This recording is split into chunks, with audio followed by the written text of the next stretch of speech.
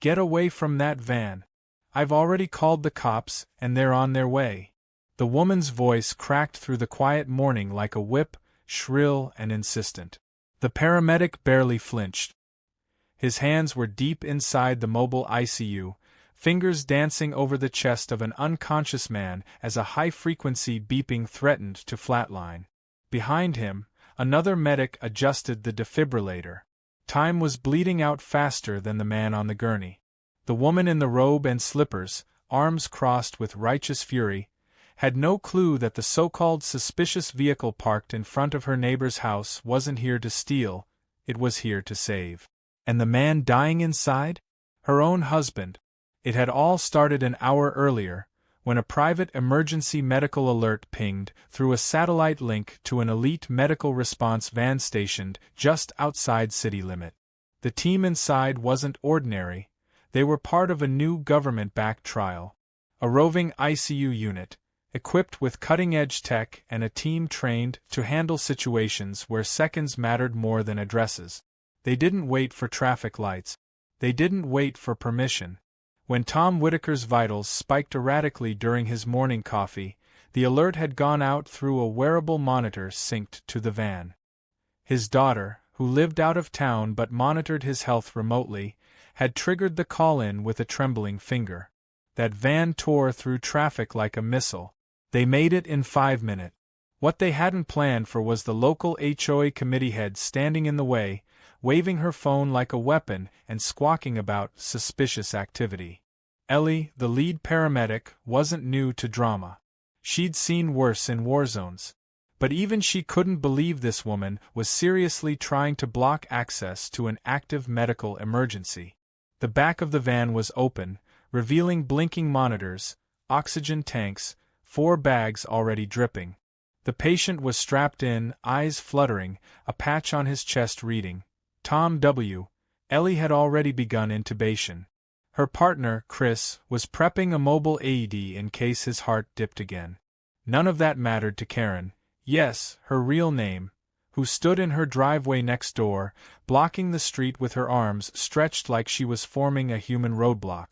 "This is a private neighborhood," she snapped. "You can't just park here. I saw your van circling twice. That's casing behavior. We have rules." "We're in the middle of a medical emergency," Ellie said flatly, not even pausing in her work. "This man is going into cardiac arrest." "Move." Karen scoffed. "Medical emergency? Right. I've seen those scam vans on TikTok. You're just looking for someone to rob. What kind of ambulance doesn't even have flashing lights? The kind that's focused on saving lives, not putting on a show," Chris muttered as he adjusted the oxygen flow. "I'm warning you," Karen shouted. "The police are coming. You just delayed a 911 call to stop us from saving someone's life," Ellie snapped, her voice finally rising with fury. "And you're calling us criminals?" But Karen was already back on her phone, whispering fast into it. Yes, it's here now. Big black van, no plates, definitely suspicious. There's someone inside and I think they're being kidnapped. No, I'm not making this up. I'm the neighborhood watch lead." Ellie looked down at Tom, whose lips were now visibly blue. His pulse was thready and fading. There was no time for debate. She reached for the defibrillator pads, stripped back his shirt, and placed them on his chest. Clear. The shock jolted Tom's body upward.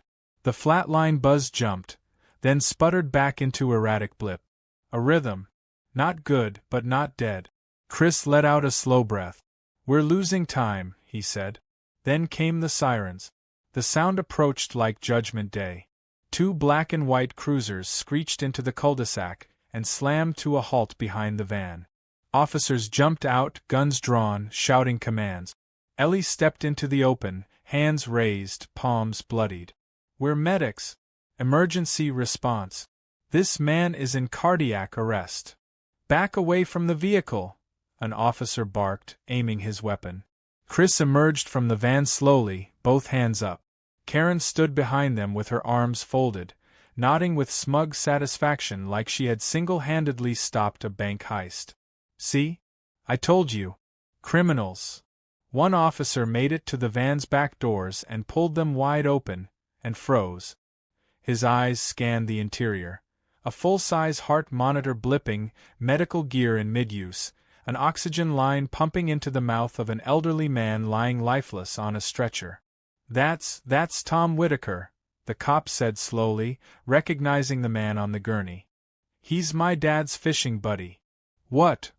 Karen blurted, face suddenly pale. "No. That can't be." Chris jumped into action. "He's crashing again." Clear. Another shock. Another jolt. The rhythm held. "I want everyone out of the way unless you're helping," Ellie snapped to the stunned cops. "He needs hospital backup now. You wasted 5 precious minutes." The officers began holstering their weapons and shouting into radios, calling for an escort to the ER.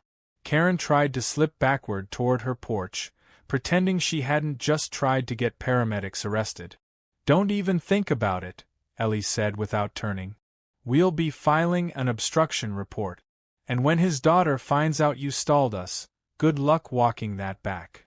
Karen's mouth opened, but no words came out. As the van was loaded up to move, Ellie sat beside Tom, monitoring the vitals and manually compressing a bag valve. Her expression was hard, her eyes locked on the blips. The van rolled away with police lights clearing the path this time. No sirens. Just silence and tension. Karen stood in her robe and slippers, alone now in the street. She glanced once at her reflection in a passing car's window, and for the first time in a long time, didn't like the person looking back. Inside the van, Tom's vitals ticked just enough for hope to remain. And outside, the damage Karen had done was only beginning to unravel. Ellie didn't speak a word during the high-speed escort to the hospital. Her eyes were glued to the monitor while her fingers tapped quick commands into the touchscreen beside it, adjusting medication doses in real time. Tom's heartbeat was jagged and irregular, dipping into dangerous bradycardia every few minutes before clawing its way back to life. The mobile ICU was state-of-the-art, but there were limits, and they were nearing them. Chris kept glancing between the road ahead and the oxygen tank levels, silently cursing under his breath every time they hit a pothole that jostled the patient. Outside, the police cruisers cleared intersections, sirens howling, parting traffic like water. Inside the van, it felt like they were trying to keep a candle from flickering out in a hurricane. At one point, Tom's chest stuttered, his breathing shallow and almost non-existent. Ellie grabbed the crash bag, repositioned his airway, and administered another dose through the 4-line. She didn't even bother asking for help. Chris knew the rhythm of her work. They'd trained together, deployed together, and now operated like synchronized machines. Still, there was one variable they could never plan for, and that was people like Karen. When they arrived at the ER, hospital staff were already waiting, alerted by the mobile ICU's real-time sync with the trauma center's network. The moment the van doors opened, a team descended like clockwork, transferring Tom onto a hospital gurney while Ellie rattled off vitals, medications, history, and timestamp. As the automatic doors swung open to swallow the chaos, Chris let out a long breath for the first time in over 30 minutes. Ellie stayed behind, eyes locked on the entrance until the last wheel of the gurney disappeared inside. Then she turned toward the nearest nurse and said, "You'll want to put a note in the file. Police intervention delayed response time by 7 minutes. A neighbor called it in as a kidnapping." The nurse blinked. "What?" "Karen," Chris muttered with a sigh. "There's always a Karen." Inside the hospital, Tom was rushed into triage, and a rapid team of specialists began working on him. He flatlined again midway through the hallway, forcing doctors to crack open the crash cart and restart his heart for the 3rd time that morning. The lead physician, a seasoned trauma doctor named Morales, grimaced as he worked. "He shouldn't even be alive right now," he murmured. "Whatever you two did in that van, you bought him just enough time." But the tension didn't end there.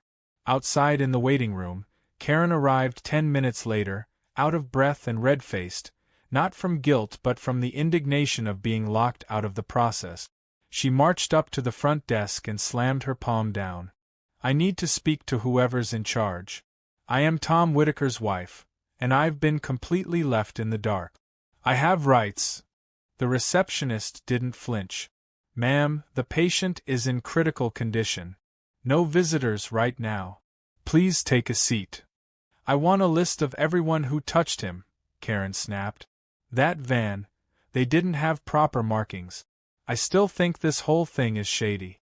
I want names, departments, certifications. Ma'am, the receptionist said, cutting her off sharply. That shady van just saved your husband's life.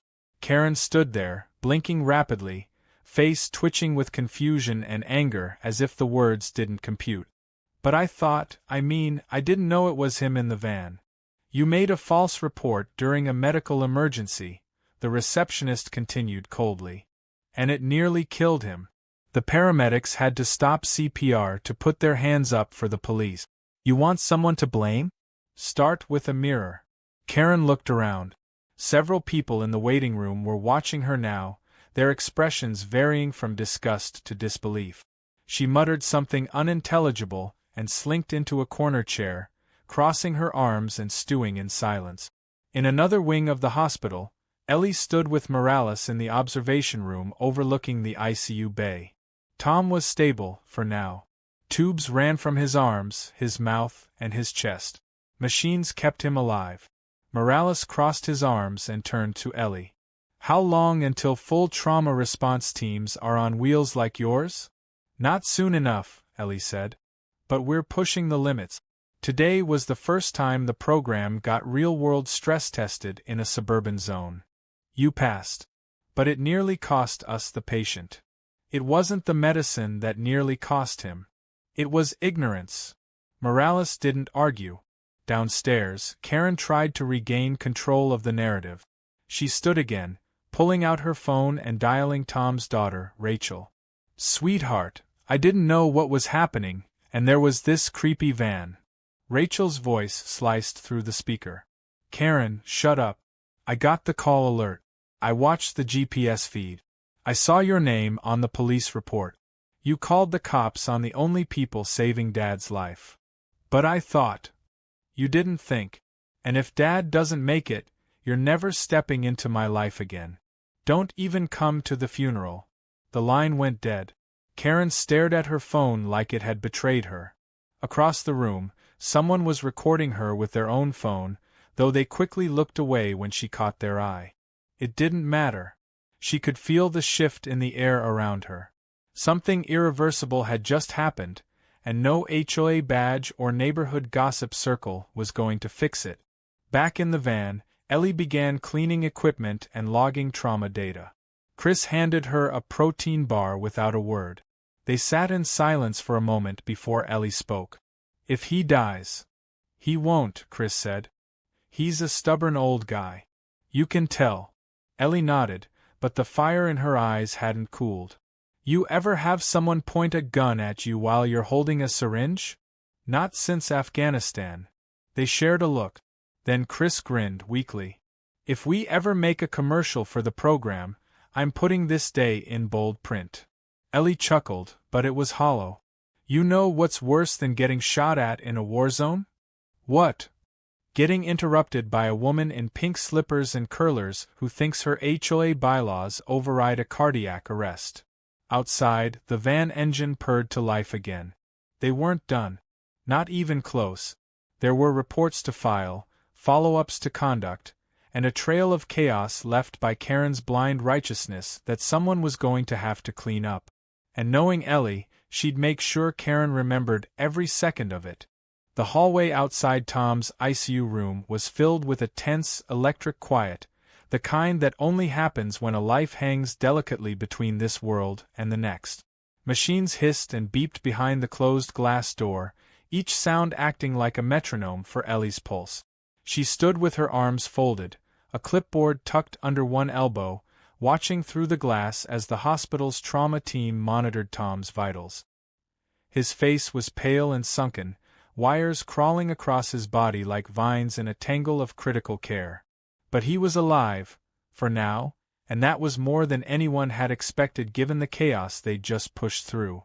Chris leaned against the opposite wall, sipping weak coffee from a styrofoam cup. He looked over at Ellie and said, "Do you think she even realizes what she almost caused? If she had waited 10 more seconds to call or blocked us any longer, we'd be standing in that room filling out a death report instead of a recovery log," Ellie replied. "So no, I don't think she has a damn clue." Karen hadn't made another scene since her daughter-in-law's brutal call shut her down in the waiting room, but her damage lingered. Her actions had caused a 7-minute delay, a weapons-drawn standoff, and a possible inquiry into the ICU program itself. Ellie knew how delicate the pilot program was. Any bad press, especially involving law enforcement, could slow or even shut it down. They were walking a tightrope, balancing innovation with public perception, and Karen had nearly snapped the wire with one phone call. As Ellie flipped open her notes to start writing her incident report, a nurse approached with an update. "Vitals are stabilizing. He's responding to touch. No speech yet, but it looks like the worst is behind him. You guys bought him just enough time." Ellie exhaled for what felt like the first time in hours. "Thanks. Let me know if anything changes." The nurse nodded and turned, but paused. "By the way, he's trying to say something. Keeps trying to lift his arm. We had to restrain it lightly, he keeps reaching for his chest." Ellie's brow furrowed.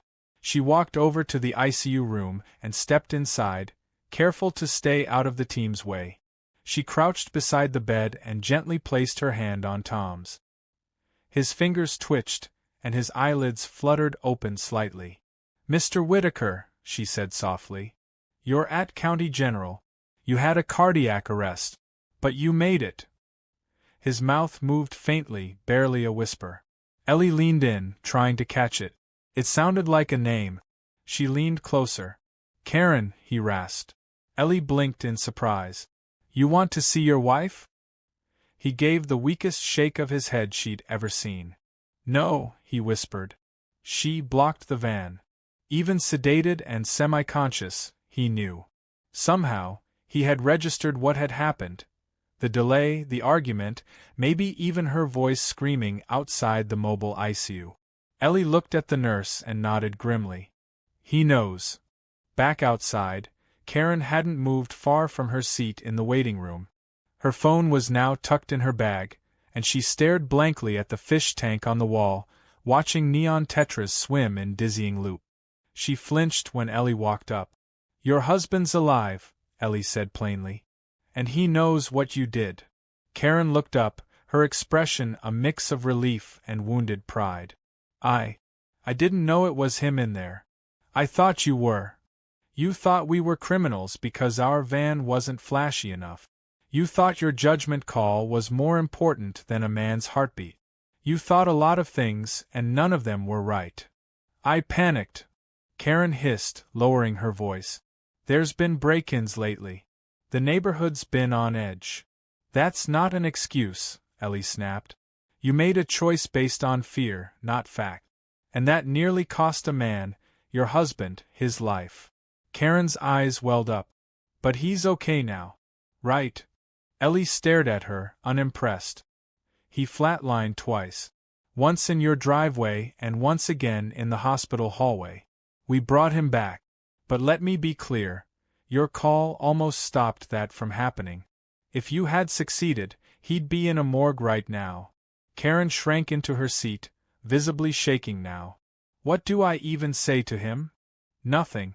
For once, maybe just listen." Ellie turned and walked away, tired of repeating what should have been obvious. Back in the ICU corridor, Chris waved her over. "You're not gonna believe this," he said, holding out his phone. On the screen was a local news alert. "Neighborhood HOA leader calls police on mobile ICU. Husband was inside being resuscitated."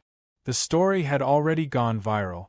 Someone, probably a neighbor or a witness, had filmed the whole thing from across the street. The footage showed Karen blocking the driveway, screaming into her phone, then arguing with police as they approached with weapons drawn. The moment the officer recognized Tom on the stretcher and dropped his stance was being replayed in slow motion across social media platforms. Comments were savage. Karen strikes again. Neighborhood watch or neighborhood wrecker? Imagine dying because your own wife thinks she's smarter than a medic. Ellie scrolled through the flood of comments, some funny, some furious, all unanimous in their judgment. Chris smirked. Looks like the court of public opinion's already delivered a verdict. She's lucky we're not filing obstruction charges, Ellie muttered. But I wouldn't be surprised if Rachel does. As if on cue, Rachel arrived at the hospital, her face etched with stress but her steps quick and deliberate. She met Ellie and Chris outside the ICU and immediately wrapped Ellie in a hug. "Thank you," she whispered. "They told me you were with him the whole way. I don't even know how to repay you." "You already did," Ellie said. "You hired us before anyone else thought it mattered. That made all the difference." Rachel nodded, but her expression darkened. "And my stepmother?" "Waiting outside. The nurses kept her away." "Good," Rachel said, her voice turning to ice. "If my dad ever wakes up fully and asks for her, I'll remind him she chose rules over resuscitation." Ellie didn't argue. They all knew the truth now. Karen's reputation wasn't just a neighborhood joke anymore. It was a public disgrace with viral traction. And the worst part? She still didn't understand what she'd done. As the monitors behind the ICU door hummed steadily, Ellie made a mental note to document everything. Not just for the hospital. Not even for the program's records. But in case this ever went to court. Because next time a Karen tried to block an emergency vehicle, she wanted this story ready to be Exhibit A. And judging by how fast the internet was spreading it, the world was already paying attention. 3 days after the incident, the neighborhood that once proudly displayed HOA Karen for Community First flyers now quietly peeled them off their notice board. The local news story hadn't just gone viral, it had exploded. With over 2 million views in 72 hours, the footage of Karen screaming about a kidnapping van, while her husband flatlined inside, had become a case study in public overreach and tragic irony. National outlets picked it up, calling it a cautionary tale about how paranoia and entitlement could cost lives. The internet had dubbed her CPR Karen, and not even the HOA board could keep a lid on the backlash.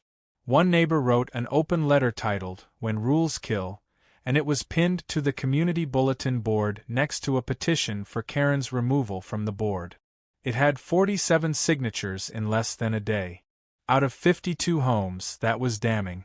Ellie didn't care much for internet drama, but even she had to admit the wave of support was validating. The comments pouring into her team's inbox were a mixture of praise, gratitude, and disbelief that someone could be so aggressively ignorant. The video had even caught the attention of several emergency medical associations, with one California trauma surgeon reposting it with a single-word caption: "Unreal." The timing couldn't have been better. The ICU on Wheels program had just reached a critical review stage in its pilot phase, and the public attention was now tilting things favorably. Still, none of that erased the chaos they'd gone through to earn it. At County General, Tom remained in stable condition, but not yet able to speak fully.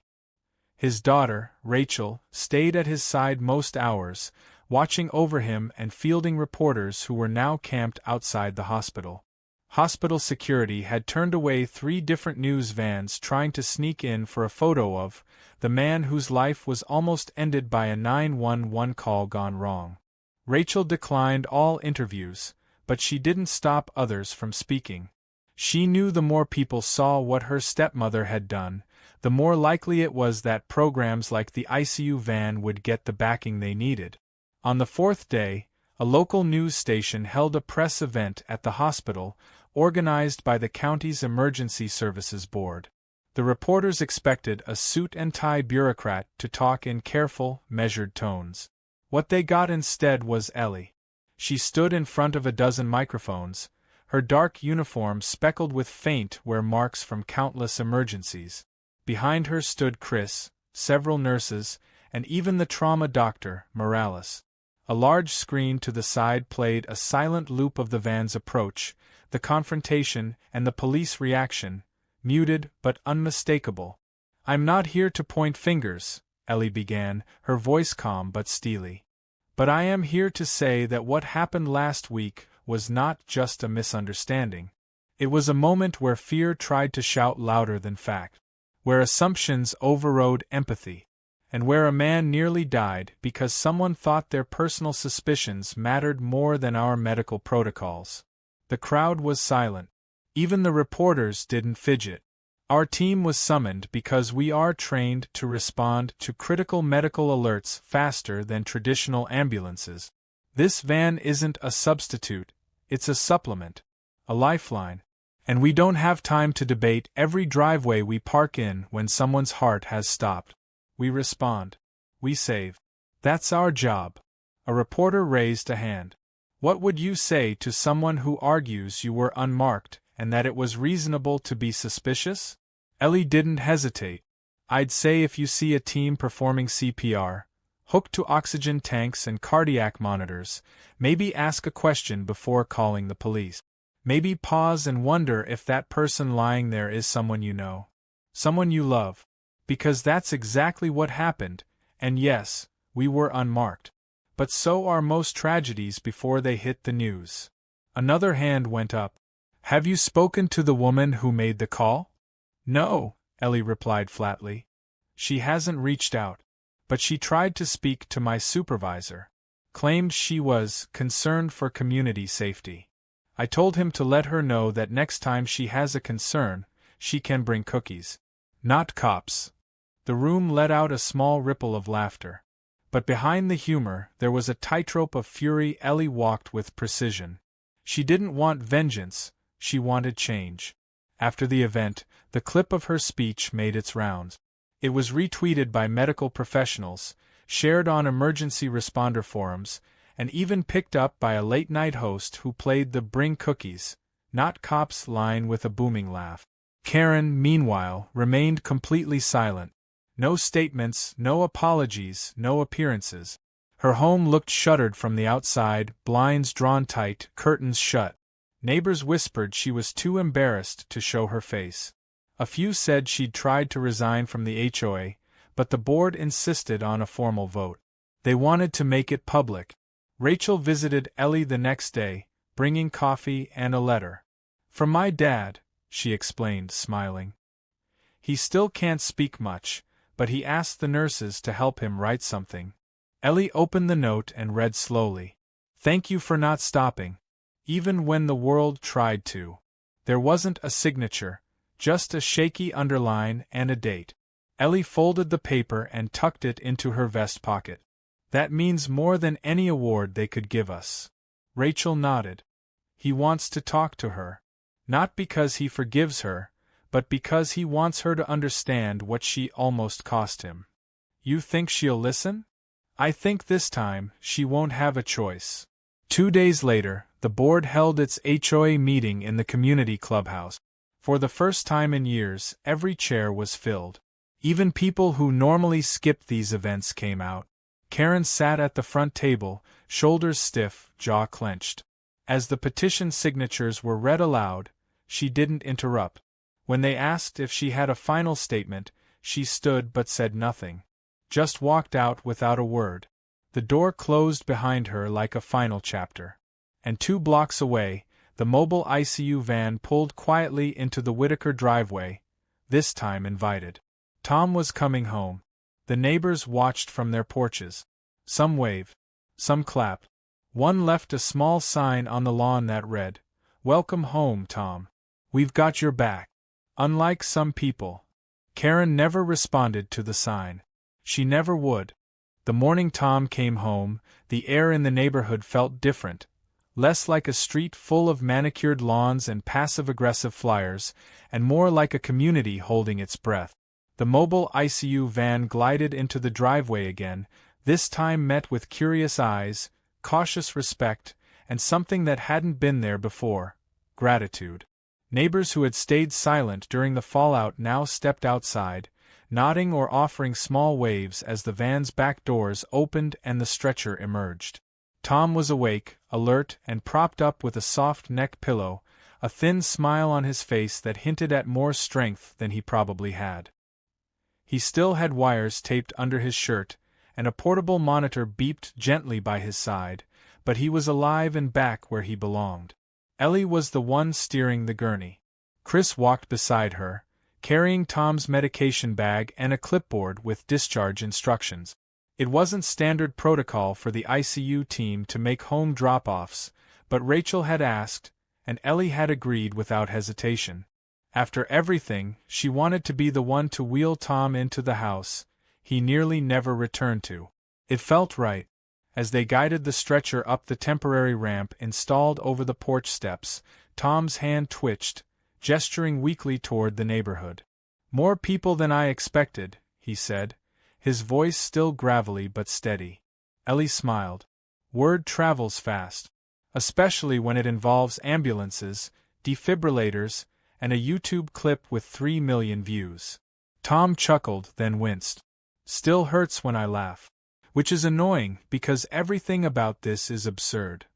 They rolled him into the living room where Rachel had set up a temporary recovery area, medical bed, oxygen tank, clean sheets, a table stacked with cards from friends and strangers alike.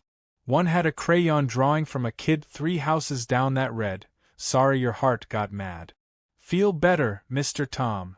He reached out and picked it up with trembling fingers. "This is what matters."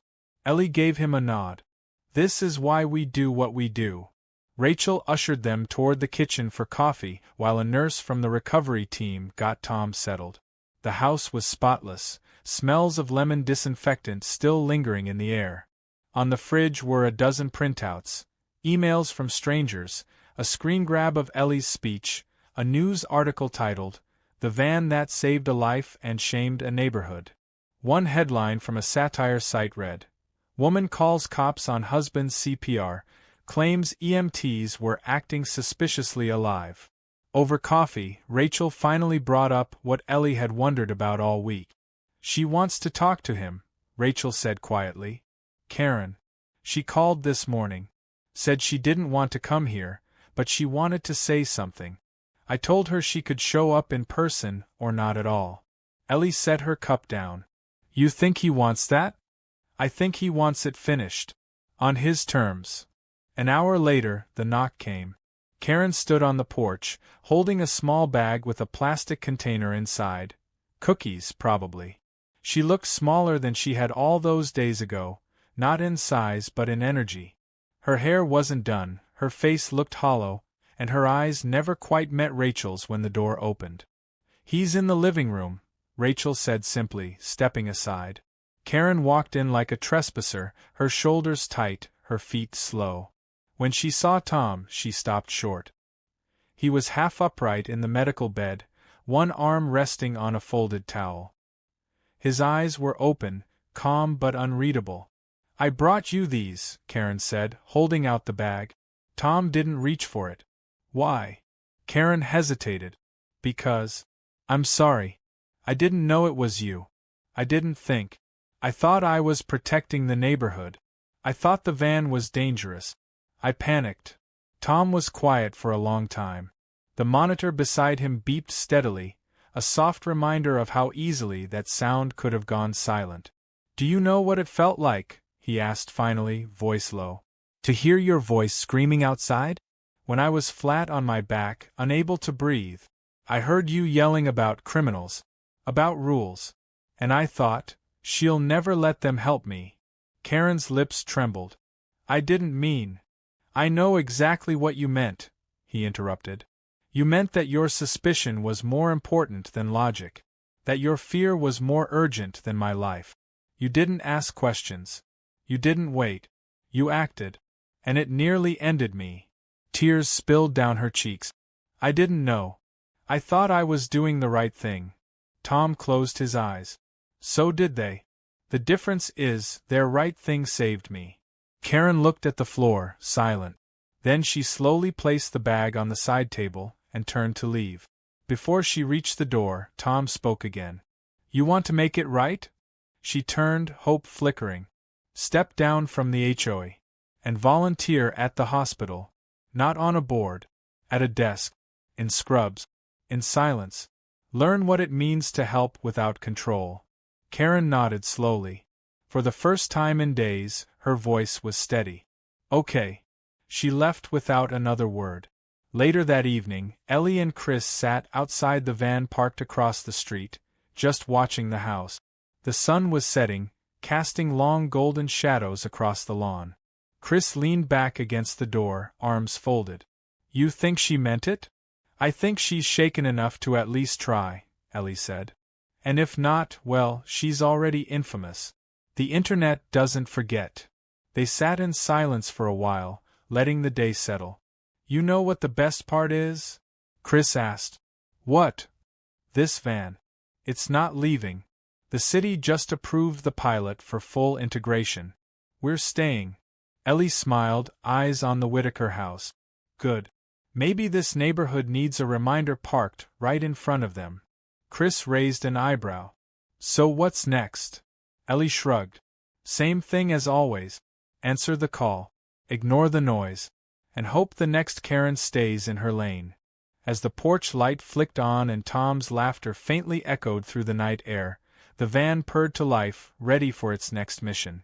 Because not all heroes wear capes. Some drive unmarked vans. And sometimes they save you from the people closest to you.